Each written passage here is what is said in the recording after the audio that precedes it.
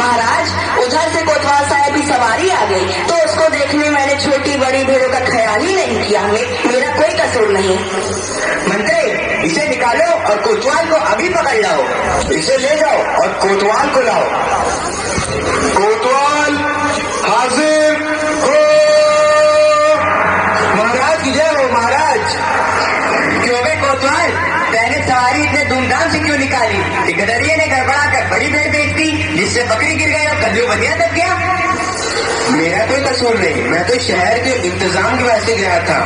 ये नहीं, तुमने तो धूम से सवारी क्यों निकाली? क्यों निकाली तुमने सवारी धूम से? महाराज महाराज महाराज कुछ नहीं। मंत्री, इस कोतवाल को अभी फांसी पे चढ़ा दो। दरबार बर्खास्त। सैनिकों, इसे फांसी पे चढ़ा दो। नहीं महाराज, या नहीं महाराज।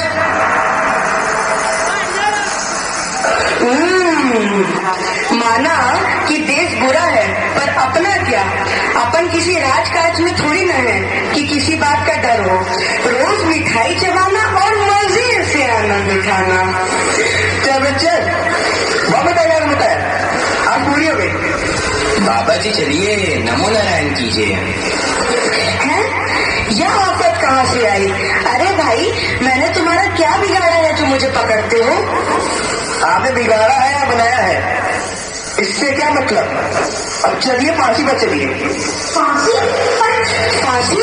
अरे बाप रे बाप, फांसी? मैंने किसकी जमा लूटी है कि मुझको फांसी? मैंने किसके प्राण मारे हैं जो मुझको फांसी? आप बड़े मोटे हैं, इस वास्ते आपको फांसी होगी। मोटे होने से फांसी? ये कहाँ का न्याय है? अरे फकीरों से हंसी नहीं की जाती। बात यह है कि कल कोतवाल साहब को फांसी का हुक्म हुआ था। जब फांसी देने को ले गए तो फांसी का फंदा पड़ा हुआ, क्योंकि कोतवाल साहब दुबले हैं। हमने इसमें महाराज से अर्ज किया कि किसी मोटे आदमी को पकड़कर फांसी दे दें। इस वास्ते तुमको ले जाते हैं कि कोतवाल के बदले तुमको फांसी दें। तो क्या और कोई नगर भर में मोटा नहीं मिलता जो मुझ अनाथ फकीर को फांसी दे देते हो? इसमें दो बातें हैं। पहली, राजा के न्याय से कोई मोटाता नहीं। दूसरी, अगर मोटा जाए तो दरबार में जाके न जाने क्या बोले, इस वास्ते आपको फांसी होगी। दुहाई है परमेश्वर की, यहाँ बड़ा ही अंधेर है। अरे गुरुजी महाराज का कहना मैंने ना माना, उसी का फल मुझे अभी भोगना पड़ रहा है। गुरुजी कहाँ हो? कृपया मेरे प्राण बचाओ। हाय, मैंने गुरुजी का कहना ना माना, उसी का फल है ये। गुरुजी कहाँ हो? बचाओ।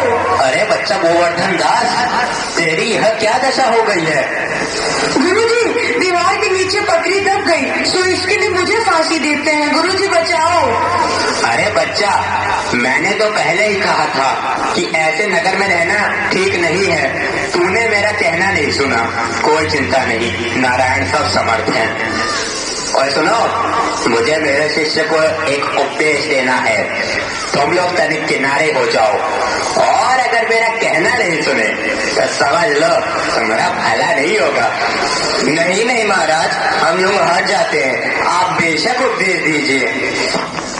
तब तो गुरुजी हम ही फांसी चढ़ेंगे। नहीं बच्चा, मुझको चढ़ने दे। नहीं गुरुजी, हम फांसी चढ़ेंगे। नहीं बच्चा, हम इतना समझाया, नहीं मानता। हम बुढ़े भाई, हमको चढ़ने दे। अरे भाई, यह क्या माजरा है? कुछ समझ नहीं पड़ता। हम भी नहीं समझ सकते कि ऐसी बात है। क्या गोलमाल है? महाराज, गुरु कहता है मैं फांसी चढ़ूंगा, शिष्य कहता है मैं फांसी चढ़ूंगा। बाबूजी, आप काहे को फांसी चढ़ना चाहते हो? महाराज, इस वक्त ऐसी साइट है कि जो मरेगा सीधा वैकुंठ जाएगा। अरे बाबा जी, तब तो हम भी फांसी चढ़ेंगे। हमको तो हुक्म है, हम ही फांसी चढ़ेंगे। अरे दीवार तो हमारी वजह से गिरी थी, फांसी तो हम चढ़ेंगे। राजा कौन? आप चढ़ेगा। तो बैकुंठ जाने का हक किसका? आप चढ़ेगा। तो मंत्री चढ़ाओ उनका फांसी। अरे चलिए महाराज। जहाँ ना धर्म, ना बुद्धि, ना नीति, ना सूजन समाज, तो ऐसी अपूही नसे जैसे चौपट राज।